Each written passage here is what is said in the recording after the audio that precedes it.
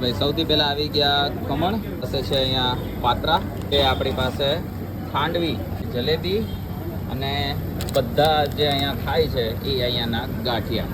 ચલો ટ્રાય કરીએ. સારું ખાવું, સારું ખવડાવવું એ જ મારો શોખ છે.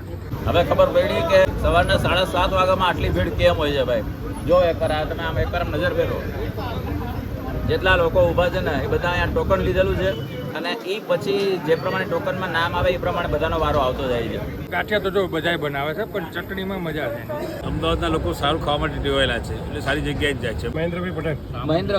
મહેન્દ્રભાઈ જો એટલી સરસ વસ્તુ છે, કેટલી સવારે ઈચ્છા થાય છે કે વાત કરતા કરતા પેલા એક કોડિયો પેલા મોઢામાં જવો જોઈએ.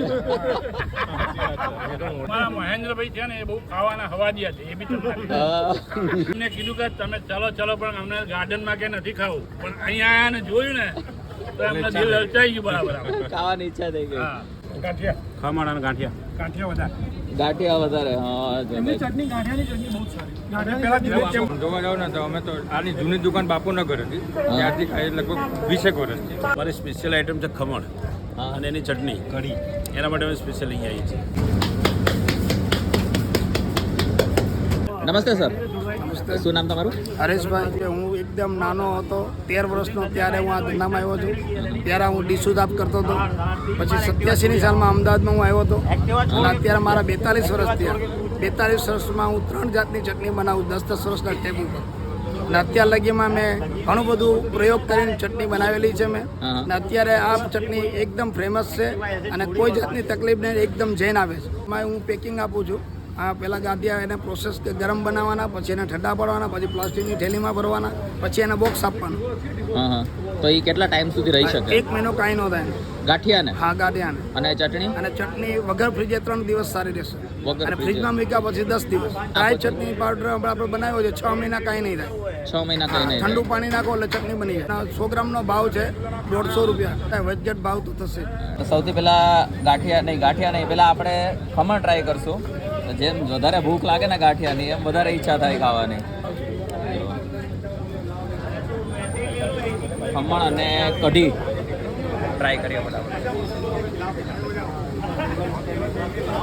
જે કઢીનો સ્વાદ છે ને એ આમ સ્વીટ છે અને પછી થોડો ખારસ પડતો ભેગો ખમણનો સ્વાદ આવે, એટલે જે કોમ્બિનેશન બને ને એ બહુ અલગ લેવલ, નેક્સ્ટ લેવલનું છે.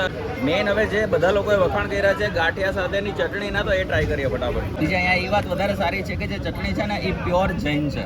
એમાં કોઈ પણ જાતના લસણનો કે કોઈ બીજી વસ્તુનો ઉપયોગ નથી કરવામાં આવતો.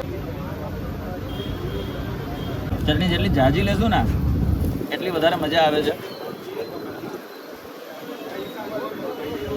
હા. હવે ખબર પડી કે અહીંયા સવારના 7:30 વાગ્યામાં આટલી ભીડ કેમ હોય છે ભાઈ. જો એકવાર આ તમે આમ એકવાર નજર ફેરો, જેટલા લોકો ઊભા છે ને એ બધા અહીંયા ટોકન લીધેલું છે અને એ પછી જે પ્રમાણે ટોકનમાં નામ આવે એ પ્રમાણે બધાનો વારો આવતો જાય છે. તો અહીંયાની જે ચટણી છે ને એ સૌથી વધારે ફેમસ છે. એને કારણે લોકો વધારે ખાવા આવે છે. સાથે જો તમારે આ ચટણી વિદેશ લઈ જવી હોય તો પાવડર ફોર્મમાં પણ એ આપવામાં આવે છે. આ રીતે જે ડિહાઇડ્રેટ કરીને ચટણી બનાવે છે ને પછી એમાં પ્રોસેસને બધું તમને સમજાવી દે જ્યારે તમારે લેવી હોય ત્યારે. સાથે તમે કોલ કરીને પણ તમે કહી શકો છો કેટલી ચટણીનો ઓર્ડર તમારે દેવો છે.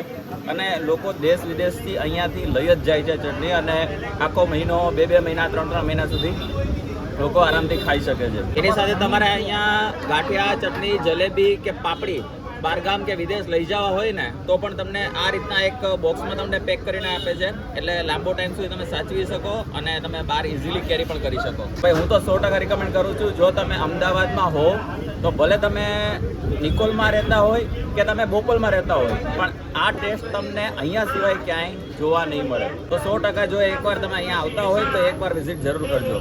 કેટલા વાગ્યાનો ટાઈમ હોય છે? સવારે 7 થી રાતના 8 વાગ્યા સુધી. સવારે 7 થી રાત્રે 8 ડેઈલી રોજ. ઓકે. અને એડ્રેસ કહી દો ને એનો. એડ્રેસમાં મારી દુકાન નંબર શોપ 20 નંબર છે, વેકટુડ કોમ્પ્લેક્સ, ડી-માર્ટ રોડ, નવા નિકોલ, અમદાવાદ. આઈ હોપ તમને અમારો વિડીયો સારો લાગ્યો હશે. વિડીયો સારો લાગ્યો તો લાઈક, કમેન્ટ, શેર કરજો તમારા મિત્રો સાથે. વધુ વિડીયો જોવા માટે અમારા પેજને ફોલો કરવાનું ના ભૂલતા. મળીએ નવા વિડીયોમાં, નવી જગ્યાએ, નવા સ્ટ્રીટ ફૂડની સ્ટોરી સાથે, કાઠિયાવાડી થાળ સાથે, ક્યાં તો પછી ફરીથી કોઈ કાઠિયાવાડી વસ્તુ સાથે. ત્યાં સુધી બાય.